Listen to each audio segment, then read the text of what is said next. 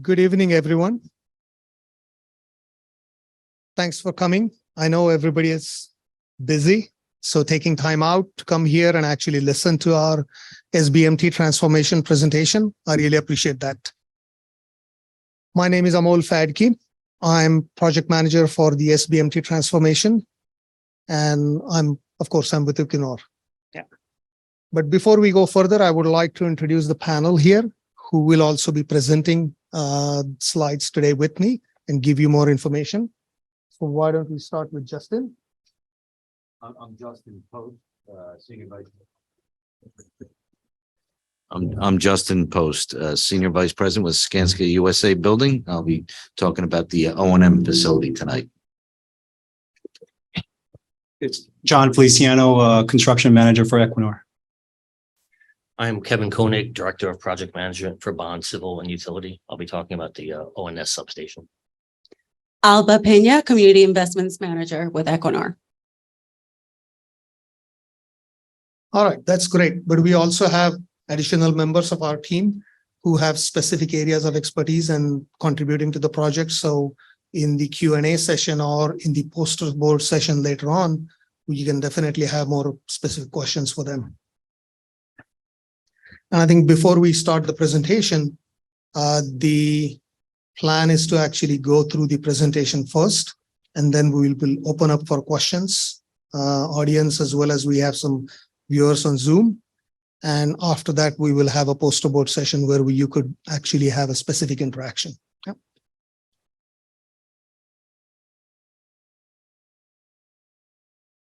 So let me first go through the agenda. And it's an exciting agenda. We have a couple of interesting news for you. Definitely good update from the last time. We will first present the project overview. I think those who were here in February have probably seen that. But then we will also do an announcement regarding the learning session, learning center, and the tours, the public tours to the pier. Then we will get into the focus on the SBMT project transformation. First, we'll talk about the onshore substation. Then we will introduce the contractors that we have brought on board to execute the projects. And then at the end, we will give you some look ahead on what we plan to do in the next few months. And then we will open up for the Q&A session. So what you see on the screen is Equinor's offshore wind project portfolio. You know, we have 3 projects right now in our portfolio, but what we recognize is that we can do much more and bring more to the community while we are developing the projects and actually delivering renewable energy to the community. And the way we like to do this work in Equinor is to, what we deliver is as important as how we deliver it. So how we're going to develop this project and how we're going to deliver this project is important. And that's why we are here. We are going to share with you our construction plans and then listen to you in the end.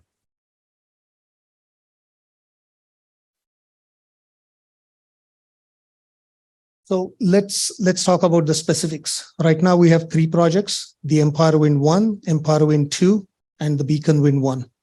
These 3 projects together will power 2 million homes in New York with renewable energy. And I think that's a significant contribution to the climate ambition and the New York State's ambition. Then we have quite a few, we are committed to actually delivering the project in a good way through economic benefits and community benefits. But then most importantly, what I would like to highlight is the development of the 73-acre SBMT port into a world-class offshore wind industry staging port with an O&M building as well as the onshore substation. And the Empire Wind 1 project that you see at the tip of the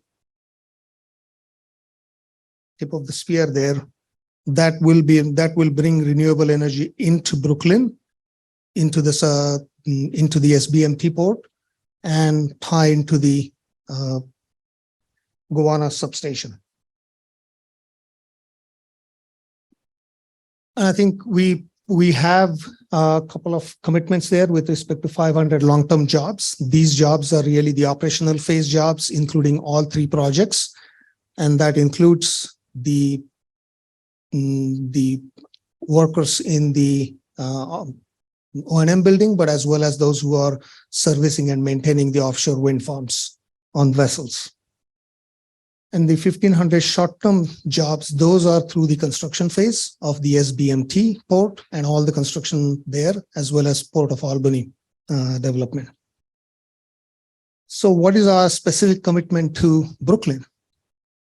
We are committed to bringing 16 megawatts of renewable power to Brooklyn. But it's not just the power, as we said, that we are committed to transparency and how we develop the projects and sharing that with you ahead of time and then living within that framework when we are delivering the projects. I think you're all familiar with the economic benefits, but I think the significant portion of that will actually be spent in Brooklyn through the SBMT port upgrades. And then we are focused on the job creation and the supply chain creation in Brooklyn. And that is actually going to be one of the exciting parts of this presentation, that we will talk about the local business opportunities for the community. And then in the end, we definitely want to engage with the community as we are developing these projects. And that is through having the offshore innovation hub, which is already up and running. And currently we are soliciting or bringing on the cohort to join that innovation hub. And then in addition to that, I think what you are more interested in is probably the learning center and the public tours. So I would like to hand my mic to Alba. She will give you more information on that. I think we're good. Thank you. Welcome. I think this is good. Welcome, everybody. Very nice to see some familiar faces here tonight. Appreciate you being here tonight. I have the most exciting part of the presentation, no disrespect to my colleagues, but I know that we've talked a lot about what are we bringing to the Brooklyn community as part of SBMT? How do we access the waterfront, right? And education has been a conversation that we've been resurfacing for over 2 years or however long I've been in this position, and even before I joined Equinor. So as part of that, we've talked about the Learning Center. I forgot that I was running the slides. We secured a 10,000 square feet space within Industry City. Some of you may be aware that we had a completely different space starting the Learning Center, which was probably half the size of the space. And after conversations internally as to how to make it more accessible, we came to a better solution in finding a larger space that would create an immersive experience for the community and allow for education for years to come. Within this space, we're thinking of dividing it into different zones, and you're going to see a layout that captures that better. And I think there's one to my left that you can look at later on. But what we're thinking as part of this space is to have it so that the community can access it, learn about offshore wind. We have space that the community can reserve to have their own meetings. So we're very, very excited to say that we signed a lease about 3 weeks ago for this new space that we're looking to design with the community. And Amal almost stole my thunder earlier with the public tours, but we also had the question of how do we access the site? How do we get to the waterfront? So we had internal conversations about that. We heard you. And the idea is to connect or create some level of connectivity between the Learning Center and the site by providing public tours. We're hoping to put out a tender for a local charter company towards the end of the summer. And the idea is to have people come visit the Learning Center, but then quickly after that, they can also go and see the site. We're working as to what that's going to look like, and we're going to have a committee that's going to help us design the Learning Center better or further, in addition to what the public tours will entail. But the idea is to capture, the offshore wind history, the SBMT history, create some sort of educational component as part of the learning center. So you can see on this image, we have about 5 zones. We're early thoughts as we were working with the designer on this were to create an immersive space. It's a completely different space from what you've seen within the Brooklyn area. Right now, the only other learning center that we are aware of is that of the Sims Learning Recycling Facility. And we want to replicate that for the offshore wind industry and make sure that we're providing something impactful and beneficial to our communities.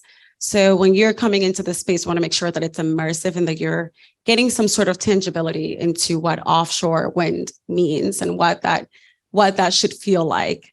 And then go back to the history from the broader industry, narrow that down to our local projects as well as our community. And then we want to talk about the supply chain job creations. That's very important to our communities, right? And so we want to make sure that we're capturing that and sharing what those benefits are and what abilities and opportunities there are for the communities in the job space and the supply chain. That's going to be followed by a zone that will capture innovation and technology. How do we develop technology that is going to help us mitigate some of the challenges that we face within the offshore wind industry? And how do we incorporate a lot of the MWBEs that are trying to join the sector as well? So we want to create opportunities there. And lastly, we want to make sure that we're capturing environmental benefits.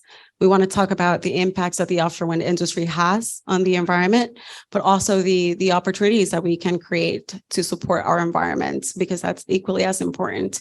We want to make sure that we're merging in our community, EJ, just transition, when we talk about energy. And so that's why we want to make sure that we have a committee set in place to further develop what this space is going to look like and also create programming around the important objectives and conversations that we need to be having when it comes to offshore wind.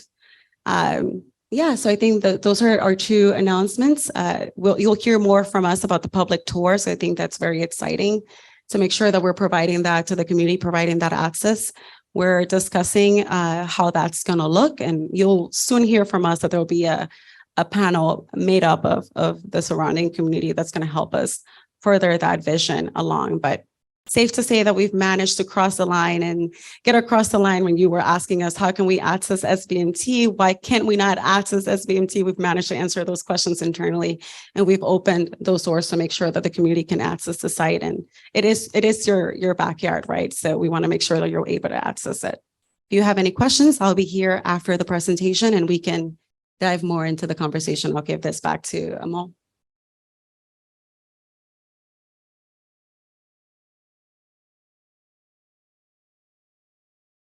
Thanks, Alba. I think that was quite important. As I said before, I think this session, we are going to focus into the SBMT port transformation. I think what you see on the screen on the top left is really an idle port. Right now, it's not being used besides what some activity that DOT is having there. What we're really planning to upgrade that into or transform that into is a world-class staging port for all the offshore components. In addition, we are building an O&M center that will control, where we will be able to control and maintain all our offshore wind farms and the onshore substation here. So there are 3 components that we are actually building in this port. And what you see down here are the offshore wind turbine components, and these are significantly large and heavy components. So the upgrade will involve actually significantly improving the capacity of the port. And with that, I think I would like to give word to John, our construction manager, and he will give you some more information on the onshore substation.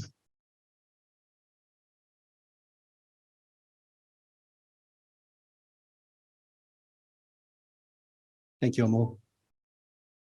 So just a moment to introduce myself, I guess. So I'm John, construction manager for Equinor.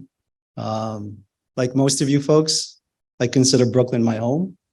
I've been here, I'll say nearly 20 years. So it's kind of nice to see the community represent Brooklyn, you know? Anyway, let me move on. So what you see on the screen is the onshore substation. So this is where we convert power to meet the grid for Con Edison, right? So the power essentially comes through the Verrazano Bridge or underneath the Verrazano Bridge, through the port, and then lands here, right? The power then gets converted, right? And then it goes into the Gowanus substation across the street, right? So a few design elements of note. One, it acts as a backup operating facility for the wind turbines. We also designed it to minimize noise and visual impact with, you know, different architectural fixtures. And it's flood-proof to protect storms like Superstorm Sandy.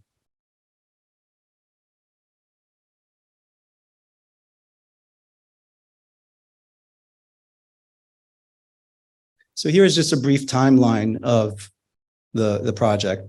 As you can see on the left, we've been performing site surveys and maturing our detailed design.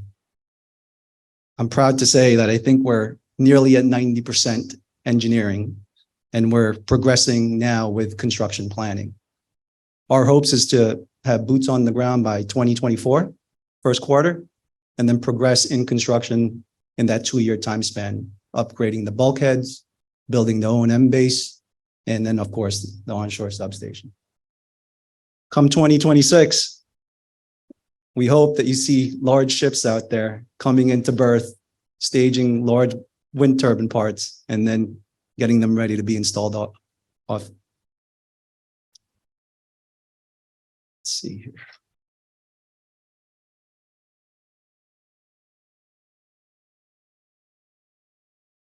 And then, like I mentioned, right, the meat and potatoes of this presentation, I think, right, we're going to introduce Skanska and GE Bond Consortium. They're the two leaders in the industry in construction. First, we'll have Justin Post. He's a senior VP of Skanska. I think you guys all know where Skanska, they're a local contractor, projects such as Brooklyn Bridge Park, the Sims Recycling Facility, which is right next to our port. And then we also have Kevin Koenig. He's director for GE and Bond Utility Consortium. Yeah.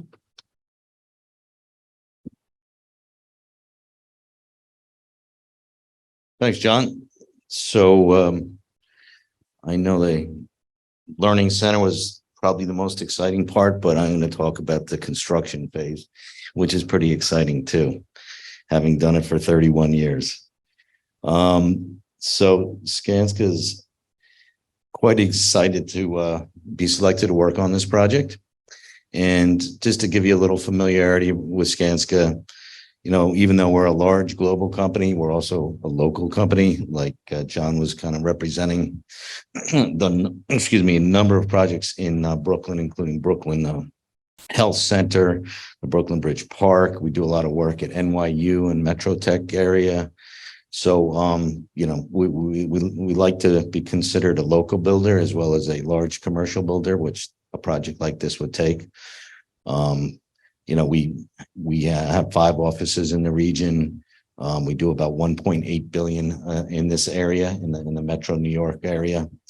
And, you know, one of the things that we're going to represent and you're going to see, and one of the reasons Equinor selected us, is the importance that we put on, you know, care for life, safety, community. My teams really like when I'm on projects anywhere in the city, you know, on long projects like this, they start to get involved in the community. They start to, you know, do volunteerism. They start to get to know people. It's not just, you know, day in, day out on the project.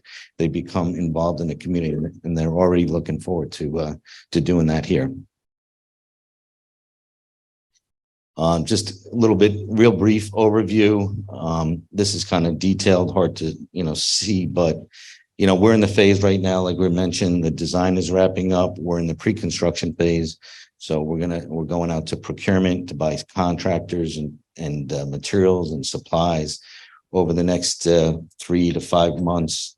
We're doing the pre-planning, getting ready to come on site. We actually have some teams out there that'll be out there over the next few months, kind of doing investigative work so that, the work goes as planned, and we study what, some of the obstacles are going to be on the job. So we like to do a little bit of work up front and figure out all the conditions on the job. So there's less problems to have to deal with once we get into the construction phase.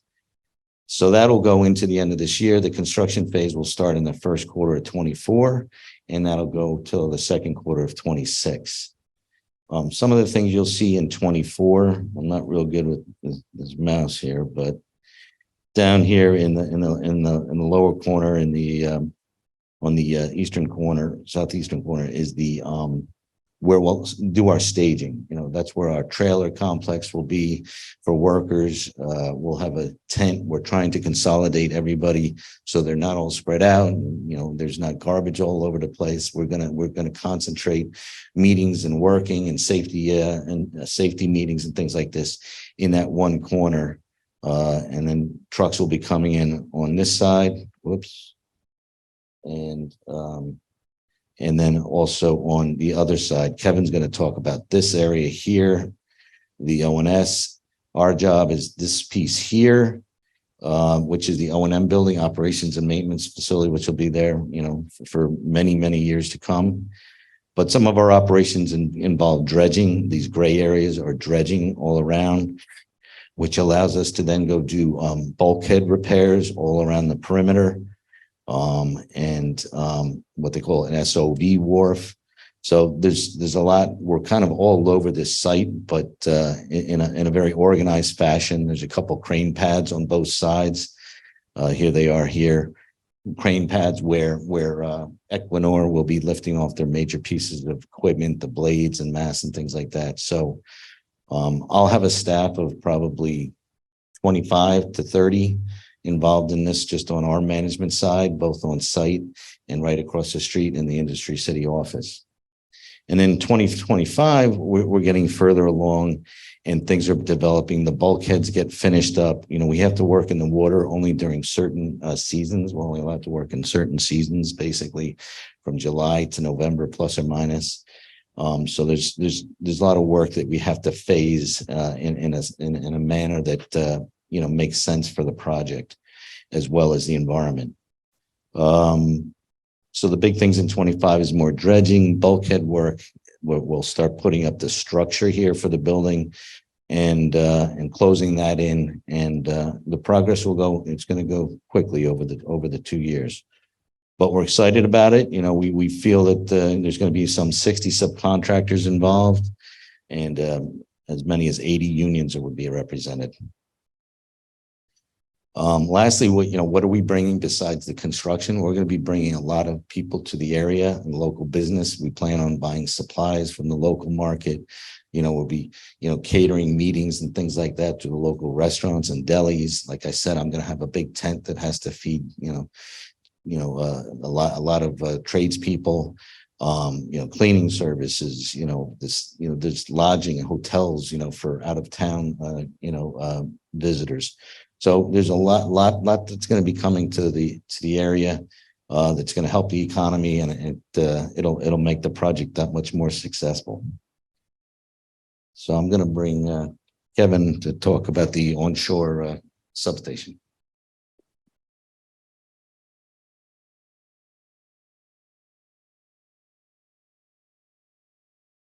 So again, I'm Kevin Koenig with Bond Civil and Utility. My company is partnered with GE for the design and construction of the onshore substation portion of the Empire Wind program.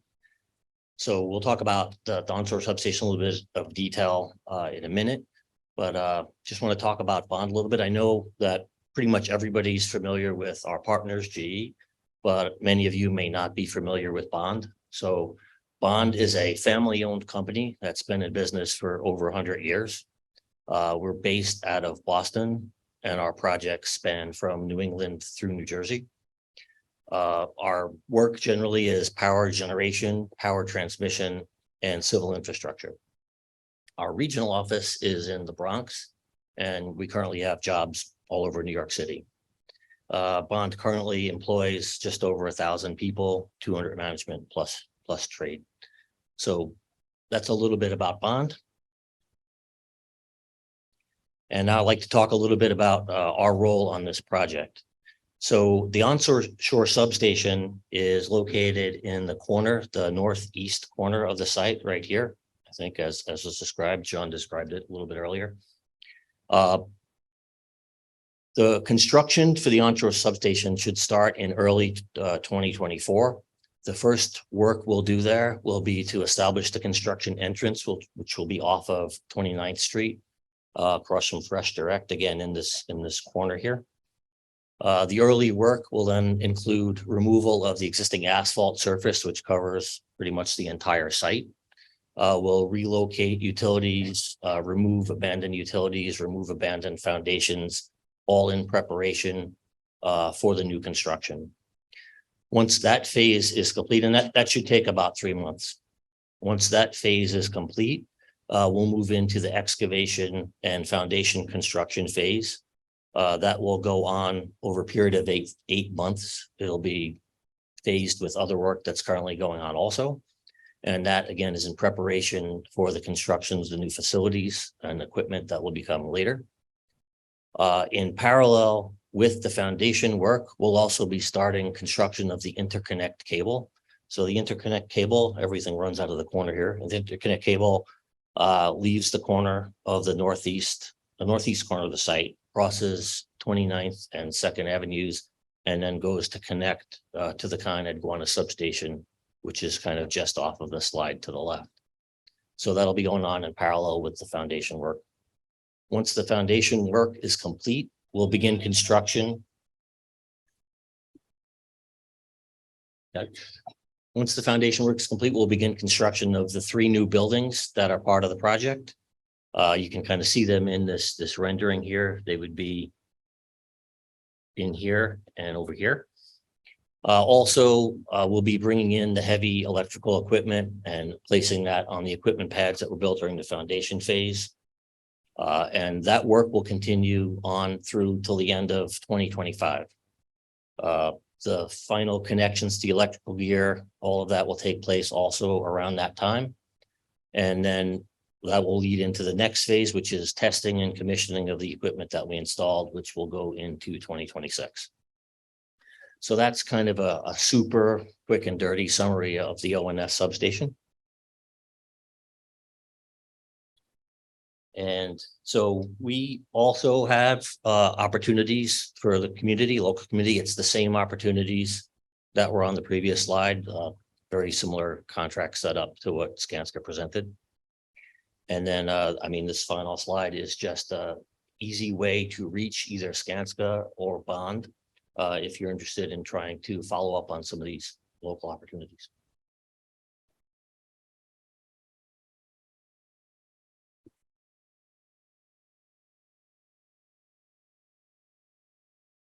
Thanks, Kevin.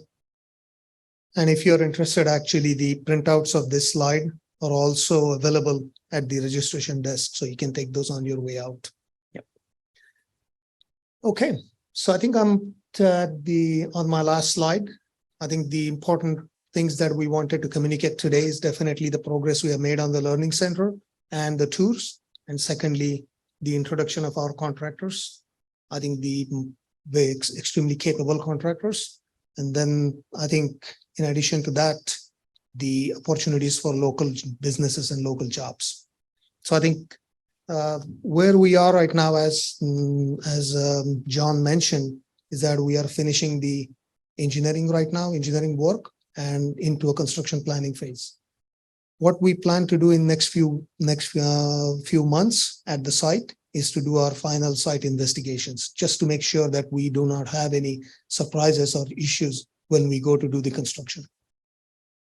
And also what we will be doing in the month of August, if you follow the time bar down here, is that the tour provider RFP, we intend to send it at the end of August.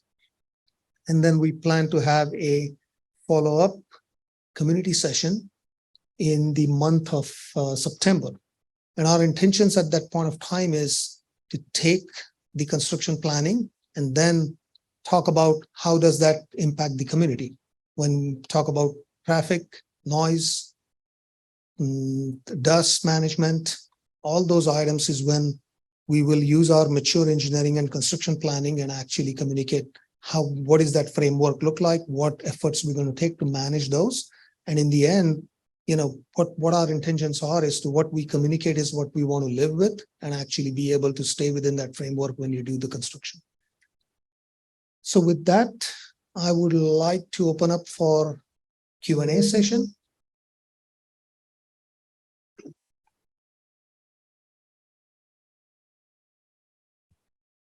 Hi, I'm Jim Tampakis. I'm a business owner in Red Hook. We're a ship repair company. We've been around since right after the Korean War, so we've been dealing with the water a lot.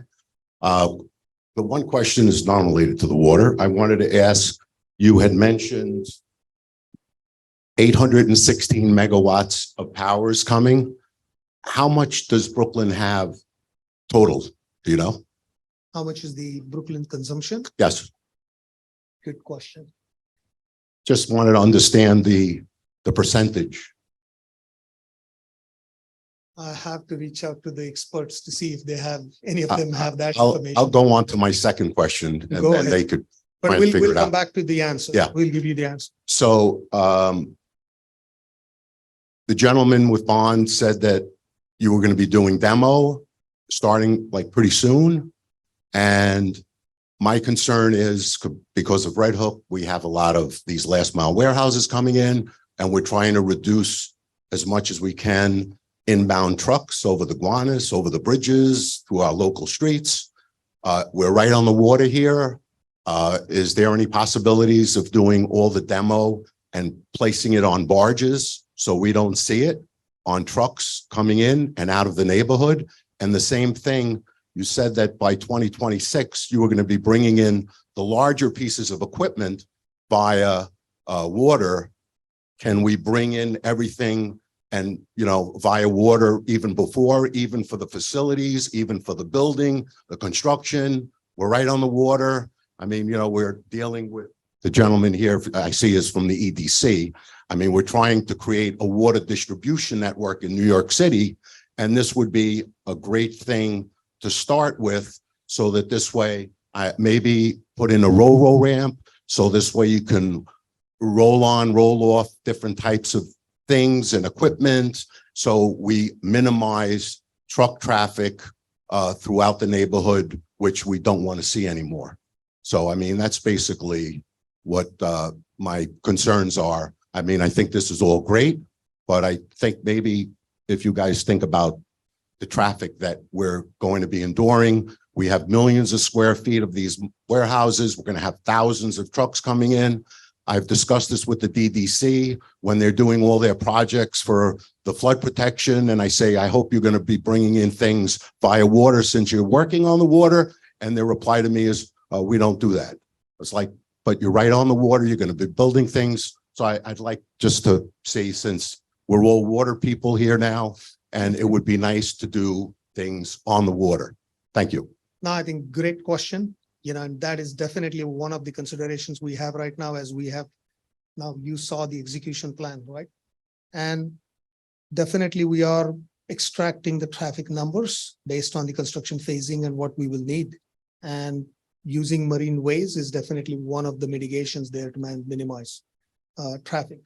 One of the dilemmas there is the entire site will be under construction. So now how do you facilitate that marine loading, offloading? So there are a few challenges with it, but you have an absolutely good point, and that is definitely something part of our consideration. And in September, we'll definitely present how we plan to do this. I remember in the 70s when Hellenic Lines, Prudential Lines was on this site, and we were there on a regular basis. So, I mean, it's just a perfect opportunity to assist New York City as a whole to start thinking and using the water wisely. Thank you. Absolutely. Yeah, thank you so much for your time and your presentation. I learned a lot. I do have two questions. One is to you, tailored towards you. You talked about LOCO. and most of really the businesses tailoring towards local communities. How are you defining local for your scope of work of where you're going to be purchasing your stuff? And then the second piece is around employment. This community is highly undocumented, has a large percentage of undocumented population. How is that going to factor into the contractors that you get for the development of the site? Or have you thought about that?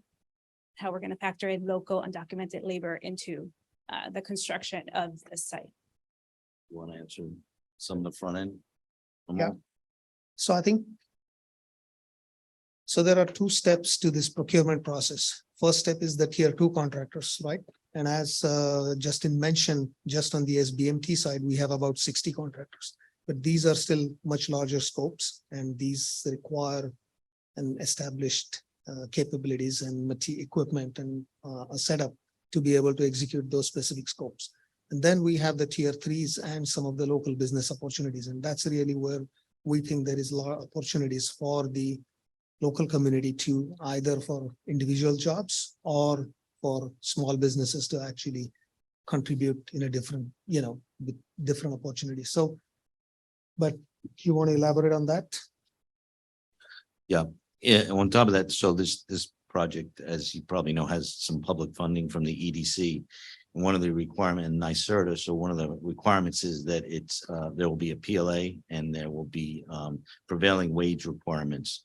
So, this is a complex, large project. Contracts are worth, many millions of dollars.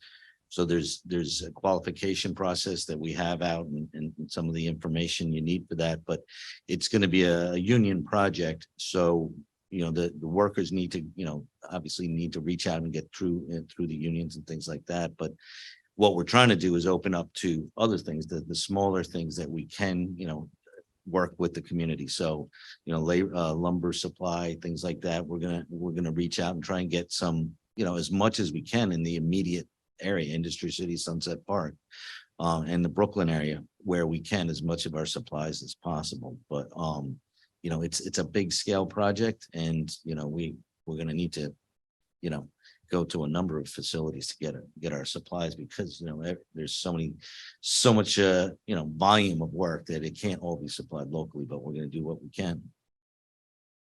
Hopefully that answered your question as best as possible. Buenos dias, Elizabeth Jean-Pierre from Uprose. I have two questions. One is, as a friendly amendment to the brother from Red Hook, putting the products or the things on barge won't help unless those barges are electric, because they'll still drop tons of NOx and SOx on us. So they have to also be environmentally friendly. And the other question that I have is, of the people that you've already hired, the people that are already working, what's the demographic of those people that are working there? What percentage of them are from Sunset Park? And then if you can break down by sector, what the demographics are and what the plan is to ensure that you're hiring people from Sunset Park for each of the sectors. Gracias.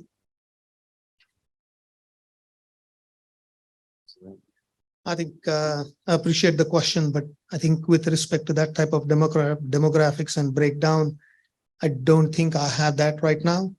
I think the stage we are in, we are right now have procurement packages out for the tier 2 contractors. These are large kind of dredging contract, bulkhead replacement contract, large civil contractor, pile driving contractor, that type of level. I think so. Most of the labor that will, or most of the people that will get hired will be through tier 2 and tier 3 contractors. So we are a little bit ways away from actually having that in place and really know the demographics to be able to share that. I think that will be probably in the construction phase, but we are definitely, as Justin mentioned, this is a job that is governed by PLA. So most of the recruitment will be through the local labor unions. Okay. Awesome. Hi, my name is Lavinia Reynolds, also with Uprose. So you mentioned that we are a little bit far away from recruiting tier 2 and tier 3 contractors. And I guess this is a question both for Equinor and EDC. But, there are obviously requirements that y'all have for procurement. What types of resources can you provide to make sure that when we get to the tier 3 process, that Sunset Park businesses specifically are ready to participate in these procurements? And also, is there a possibility, and I think I brought this up at the last session, but is there a possibility for a procurement target that specifically requires a certain percentage of tier 3 contractors to be from Sunset Park?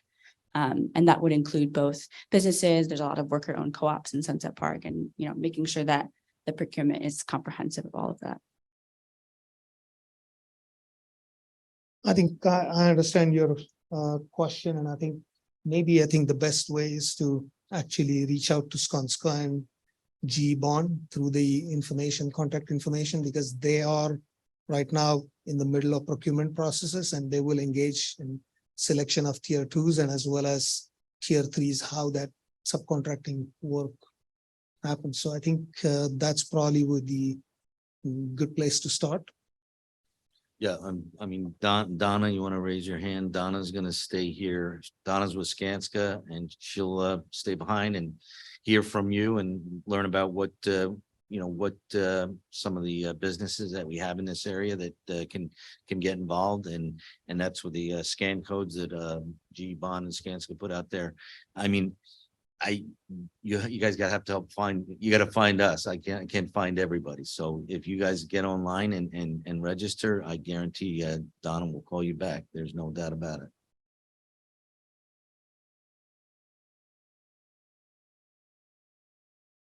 Good evening. My name is Gary Johnson. I'd like to follow up on that last point. While we talk about tier 2 and tier 3 levels, offshore wind is going to be a long-term infrastructure opportunity for not only this community, but for the entire East Coast for the next several years, if not decades. And we've got examples in other areas of the city, whether it's DDC or SCA, where there are programs that bring along other contractors. We can't just be talking about lower level opportunities all the time. We've got to be talking about fostering joint ventures, mentorship opportunities. 30 years from now, we can't stand here and say that there are no women-owned or minority-owned tier 1 vendors in this industry, or tier 2, and just relegate everybody to tier 3. I don't think that's the community that we have here or the community in the city as a whole. So to her point, I'm really curious about the contracts that have been let so far in terms of the demographic breakdown of them. What percentage has gone to women-owned contractors? What percentage has gone to Latinos and African-American? Because I think those numbers are going to be important, not only for this particular project, but for every offshore wind project that happens off New York. Thank you. Actually, a fair point. And as Justin pointed out, this is a public funded project, so we definitely have the expectations and requirements with respect to MWBs. So when we are establishing our tier 2 bid lists, we are working through all the databases, not only the New York City's database, but even New York State database, to look at all those MWBs that are available there and that we can actually add to the bid list. So we are making a conscious effort, and maybe Donna, maybe you can probably say something about that.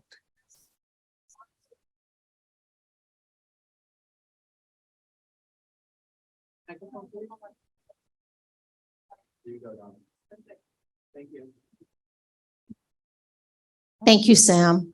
So we are going to the New York City Small Business Services, New York State, Empire State Development, certifying agencies database to ensure that we maximize opportunities for MWBEs and working to align them to work with Skanska on creating their account and building connected, getting pre-qualified with us, which you saw the barcode, and we have that information out front. But I will be here for the remainder of the evening. I would love to meet all of you.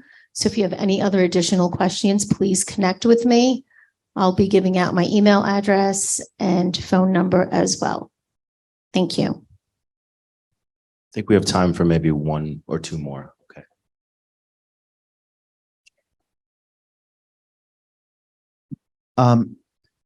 My name is Andrew Gustafson, and I'm just curious if folks at Equinor could talk a little bit about the status of the power purchase agreement for this project, because this is obviously an area of concern. We've seen projects next door in Massachusetts be canceled because they couldn't renegotiate their power purchase agreement. So I wonder if you could give us an update on the status of that and how it might impact this project. Maybe I would like to refer the question to Teddy. Sure. So yeah, you may have seen that recently a lot of offshore wind projects and renewable energy projects and a lot of construction is, of course, with the massive inflation we've been seeing, under a lot of pressure, very hard to develop right now. So they've petitioned along with ourselves towards the state to see about getting some relief for cost inflation to help us justify and be able to build these projects locally. So we're hopeful that we get everyone here's support to continue to build renewable energy projects in light of that. But it is challenging times. And so we need to keep working all together to make sure we can build these effectively. But we do remain fully committed to developing out these projects. Of course, we have to get over these short-term hurdles on the cost side. But yep, we're definitely committed to keep these going. And we've got 3 projects now in New York. So we intend to build them. So. I think Cindy, did you have one? Okay. Hi, my name is Cindy Vandenbosch, and I'm first vice chair of Community Board 7. I have a few questions. So first, in terms of workforce development, I mean, I know one of the most important things is sort of breaking down the barriers so that people really feel that they can step inside a space and be able to talk to a person about the job opportunities that are available. And that it feels like a welcoming space. And I'm just wondering, like, are you integrating that into the plan for the Learning Center, and will it be staffed? And I'm not sure if I see a space for that on the Learning Center design. And it's just so critical and important to like do that and also do outreach and build genuine relationships with local organizations. So that's question one. The second one has to do with the Learning Center. And I'm just wondering about, who is the target audience? Is it the local community? Is it school groups? Is it families? Is it potential employees? Who is that target kind of demographic or audience? And are these going to be like free visits that people can make to the Learning Center, or are they going to be paid visits? And will there be a place if the target audience is local schools? Will there be a place to stage buses? Will there be an eating space for children to eat their lunches after their visits? Is it going to be open on weekends for families to come to, or for individuals that are curious and interested? And have there been collaborations that have been formed with local teachers and schools, if that is an intended audience, in order to, I know you're working with exhibition designers, but if you want it to be an audience-centered experience, what steps have you taken to make sure that the exhibition and interpretation is going to be responsive to curricular needs and learning needs within the community, also to help prepare people for potentially accessing these jobs that are going to hopefully exist for people that live in Sunset Park. So thanks so much.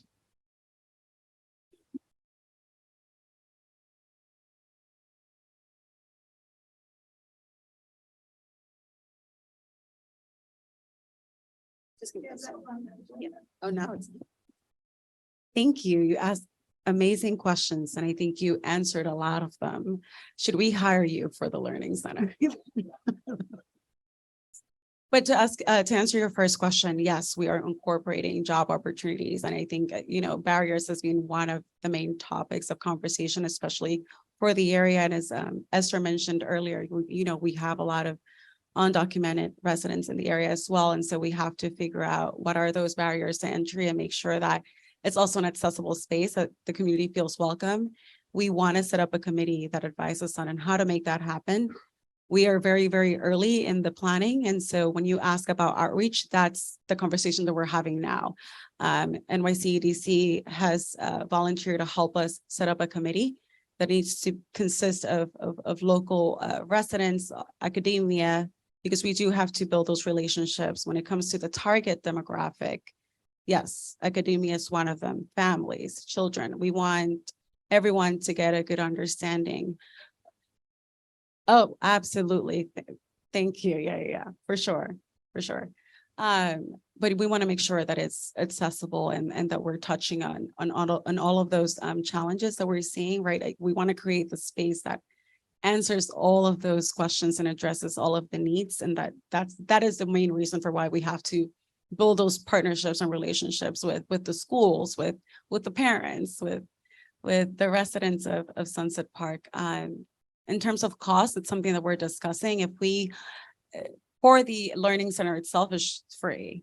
The other conversation that we're having is in terms of the public access element at the site. If we're having a local charter company, we want to make sure that that business is also benefiting from that opportunity. We want to make sure that we're making it free for local residents, and we will put in some stipulations on there that will meet the needs of the local community in terms of accessibility and costs. But then also assess how can we make it beneficial for the local chartering company that it's doing the tours, right? So we are assessing that as well.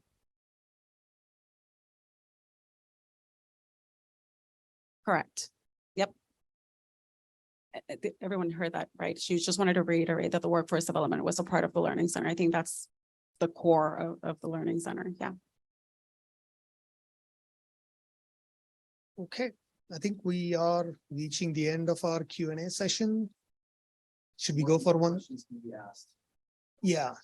So we will now go to the poster session. So we will have our experts standing at different posters. So if you have any specific questions, feel free to ask them, as well as there are some Post-its. So make sure we will take your question. And if we cannot answer it there, we will come back to you on that. But with that, I would like to thank everyone. I think thanks for coming here and thanks for taking a time out of your busy life. But this is an important session, so very good.